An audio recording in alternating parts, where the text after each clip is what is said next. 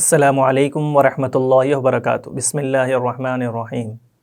محترم ناظرین، اللہ تبارک و تعالیٰ نے مومنین کو ایک ایسا ہتھیار دیا ہے جو نہ ہی کبھی زنگ کھاتا ہے، نہ خراب ہوتا ہے، نہ بیکار ہوتا ہے۔ بس ضرورت یہی ہے کہ دل سے اس ہتھیار کو استعمال کیا جائے، اور وہ ہتھیار ہے دعا، اللہ تبارک و تعالیٰ سے مانگنا، چھوٹی سی چھوٹی چیز ہو یا بڑی سے بڑی چیز ہو۔ حضرت موسیٰ علیہ السلام کے واقعے سے، حضرت موسیٰ علیہ السلام کے قرآن مجید میں تذکرے سے بات بھی ہمیں کلیئر طور پر سمجھ میں آتی ہے۔ ان کو کائنات کی سب سے بڑی نعمت کا تقاضا تھا، انہوں نے اللہ تبارک و تعالیٰ سے دعا کی، ربی ارینی انظر الیک، اے میرے پروردگار میں آپ کا دیدار کرنا چاہتا ہوں۔ ہم جانتے ہیں کہ کائنات کی، دنیا کی ہو یا آخرت کی، سب سے بڑی نعمت اللہ تبارک و تعالیٰ کا دیدار ہے۔ روایت میں آتا ہے کہ بندے جنت کی نعمتوں سے لطف اندوز ہوں گے، پھر اللہ تبارک و تعالیٰ کا دیدار ان کو نصیب ہوگا تو ان کو ایسا محسوس ہوگا کہ کائنات کی، جنت کی جتنی نعمتیں ہم کو ملی ہیں وہ سب کے سب اس کے سامنے کوئی اہمیت نہیں رکھتی۔ سب سے بڑی نعمت اللہ تبارک و تعالیٰ کا دیدار ہوگا۔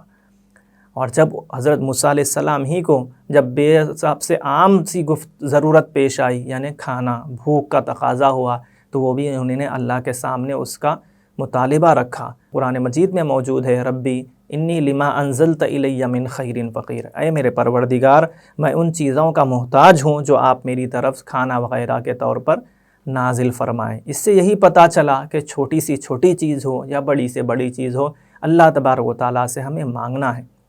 ہاں، اللہ تبارک و تعالیٰ کا ہر کام، ہر موقع مصلحت سے، حکمت سے بھرپور ہے۔ کب کیا ہوگا، کب بیماری سے شفا ملے گی، کب ہمیں مال و دولت کی فراوانی حاصل ہوگی، کب ہماری بھوک مری، افلاسی دور ہوگی، یہ اللہ تبارک و تعالیٰ ہی بہتر طور پر جانتے ہیں۔ اللہ کا کوئی کام بھی مصلحت سے خالی نہیں ہے۔ کسی نے کسی شخص سے، بڑے بزرگ سے یا کسی دانشور سے پوچھا کہ اللہ تبارک و تعالیٰ نے چوروں کو کیوں پیدا کیا؟ ایک سوال ہے، اللہ تبارک و تعالیٰ نے ایک بے موقع، بے محل کوئی ایک نقصان پہنچانے والی چیز ہے چور کو کیوں پیدا کیا؟ انہوں نے صاحب نے جواب دیا کہ اللہ تبارک و تعالیٰ نے چور کو اس لیے پیدا کیا تاکہ تمہارا دھندا چل سکے۔ جس شخص نے پوچھا تھا وہ قفل بیچنے والا، لاک بیچنے والا تھا۔ اگر چور نہ ہوتے تو کوئی گھر کو تالا ہی نہیں لگاتا، کوئی محل کو تالا ہی نہیں لگاتا، کوئی اپنے سامان کو، زیور کو، قیمتی چیزوں کو تالا لگانے کی ضرورت ہی نہ پڑتی۔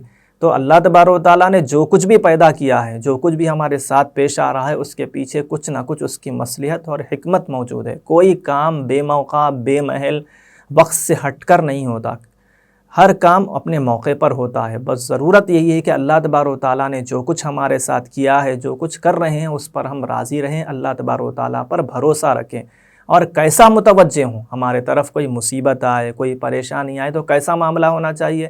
بعد کتابوں میں یہ بھی ملتا ہے کہ جب ماں اپنے بچے کو مارتی ہے تو بچہ بھاگ کر دور جاتا ہے، لیکن ہوتا کیا ہے، جب مارتی ہے جب چھوٹے بچے کو، بھاگ کر پھر پلٹ کر بھی ماں ہی کے پاس آتا ہے۔ کیوں اس طرح آتا ہے؟ تو اللہ تبارک و تعالیٰ کا بھی یہی مطالبہ ہے کہ اللہ تبارک و تعالیٰ جب کوئی تکلیف اور پریشانی اپنے بندوں کی طرف بھیجیں تو مقصد اس کا یہی ہوتا ہے کہ بندہ پلٹ کر اللہ تبارک و تعالیٰ کی طرف آئے۔ قرآن مجید میں صاف یہ ارشاد موجود ہے، لعلہم یرجعون، تاکہ بندے پلٹ کر اس کی طرف آئیں۔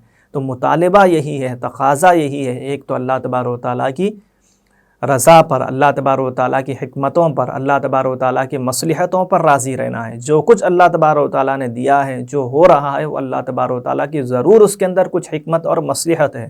اللہ تبارک و تعالیٰ ہی ہر چیز کے حقیقی طور پر جاننے والے ہیں۔